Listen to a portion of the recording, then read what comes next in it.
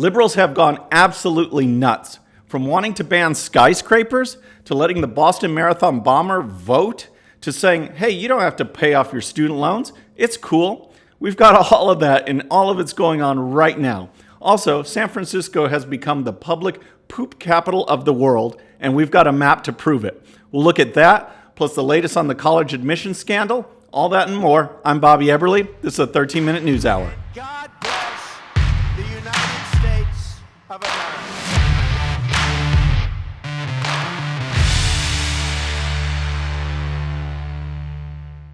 All right, friends, we've got a lot to cover today.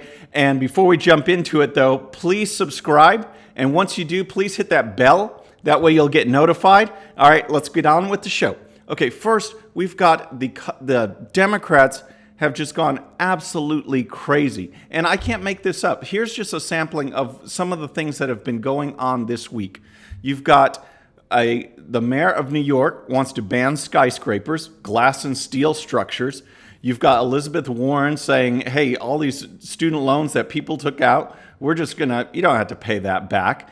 And Bernie Sanders wants felons and terrorists to be able to vote. And you've got candidates campaigning with drag queens. All of that's going on. So let's take a look at this. And first, we're going to start with Mayor Bill de Blasio because it's just outrageous. Here's a story from the New York Post. Mayor Bill de Blasio is preparing to take New York City back to the Stone Age by making glass and steel skyscrapers extinct. Still flirting with a run for president, the mayor held an Earth Day press conference on Monday to announce his plan to fight climate change with a Green New Deal. I think someone has that already, including a bill designed to eliminate new glass-fronted towers from the city skyline. We are going to introduce legislation to ban the classic glass and steel skyscrapers that have contributed so much to global warming, de Blasio said. They have no place in our city or our earth anymore. Oh my gosh. So these massive cities are not going to have massive skyscrapers anymore.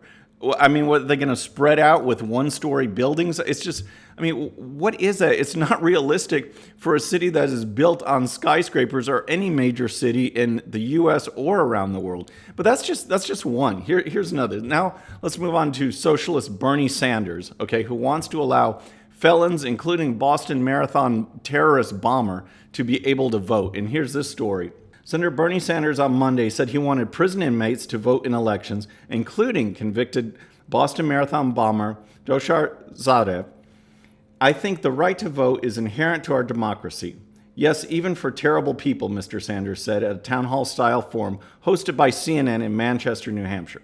Restricting voting rights, even for convicted murderer and terrorists, such as Zarnev, he said, would be a slippery slope toward undermining American democracy.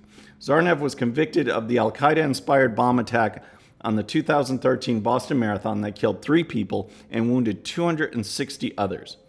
All right, it doesn't impede on democracy when someone forfeited their rights by breaking the law, by being a terrorist. You are in prison, you've lost those rights. Those aren't, rights that you have forever. Those aren't rights that come without any kind of conditions. You have to be a good citizen of the United States in order to exercise that right to vote. And bombing people is not what I'd call being a good citizen, and yet that's what Bernie Sanders wants to do.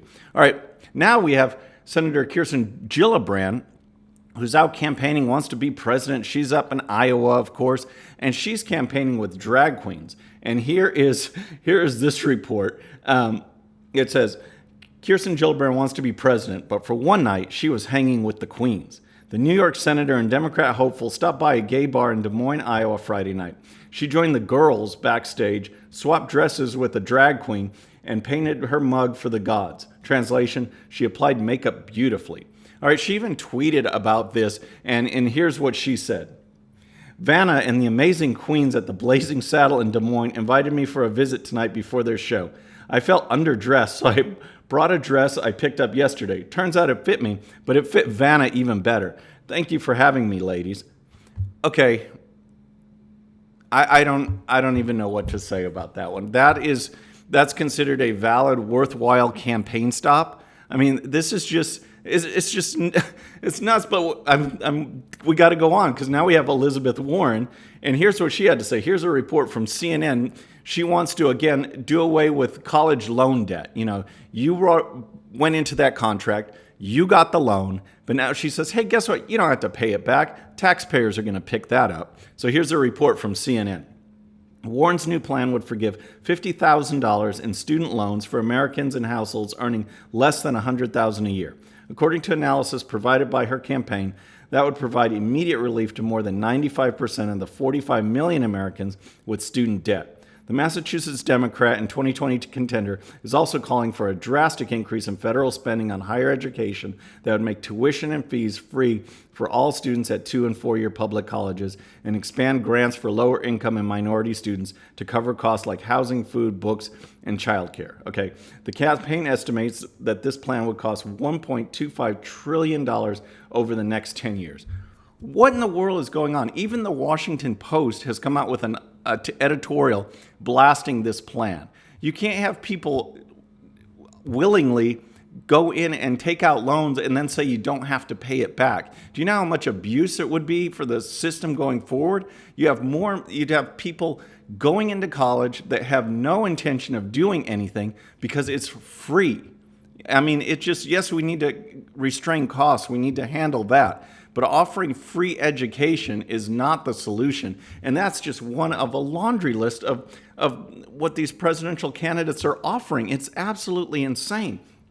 Okay, so now we want to get to San Francisco. But first, I want to mention, I'd like to invite you guys to check out our Patreon program. It's patreon.com/BobbyEverly13.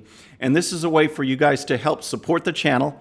And it allows me to give back to our Patreon members, special access giveaways. We already post our show earlier for Patreon members. You get early access to that. But as it grows, we're going to add a lot more features. So please check it out. Please help support the channel so we can offer even more features on the 13-minute news hour. All right, so let's get to San Francisco. San Francisco is a mess, and you guys all know it. And it's because the liberal mentality has gripped this city. It's like the poster child for the left. They won't do anything about the homelessness. They won't do anything about the drug users. And so what's the result? You have public pooping. And here is a report from Fox News. It's just amazing. Watch your step in San Francisco. A new map pinpointing the locations where human feces are reported to have been found in California City since 2011 shows San Francisco has a staggering problem with the stinky stuff. Nearly every city block has had a poop sighting in recent years as the city grapples with homelessness, according to data compiled by Open the Books. Okay, and here, check out. This is the actual map. You guys can take a look at this, see the concentrations. It is absolutely everywhere. And here's some additional details from Fox News. The largest concentration of complaints was in the area of Market Street, where the headquarters of companies such as Twitter and Uber are located. Nearly 100 markers were clustered along the block that surrounds City Hall. Kind of makes sense, I guess. The details of the complaints that San Francisco Department of Public Works has received are unclear, but data shows the number of sightings has increased dramatically since 2011. That year, 5,547 human feces incidents were reported. That number rose to over 28,000 in 2018. Over 28,000 public poopings in just 1 year. I mean, that is nuts, and it just shows you what happens when liberals, when the left take control of a city. I mean, that map is just outrageous. This is out in public, and yet they're not doing anything about it. It's just, and in fact, it's actually getting worse. And we'll keep on this. We'll address the poop issue. We'll investigate, and we'll let you know how it goes. All right. So next, I wanted to update you on the college admission scandal because there's been some new revelations over the last week and a half or so. And for those of you that need to be, haven't followed the issue, there's a group of rich and powerful parents that paid this company, this man in particular, to help get their kids into college, but not by, studying better on the test, but by bribing and cheating and the just unlawful ways of getting in, as far as like changing your SAT scores, having other people take your SAT for you, faking credentials to pretend you're a member of the athletic team when you're not. And it was a huge sting. It snared about 50 different parents and coaches and administrators and things like that. And so you had a round of plea deals, okay? The two of the most famous people that are involved in this are actresses Felicity Huffman and Lori Loughlin. And Felicity Huffman was one of the first groups to take an early plea.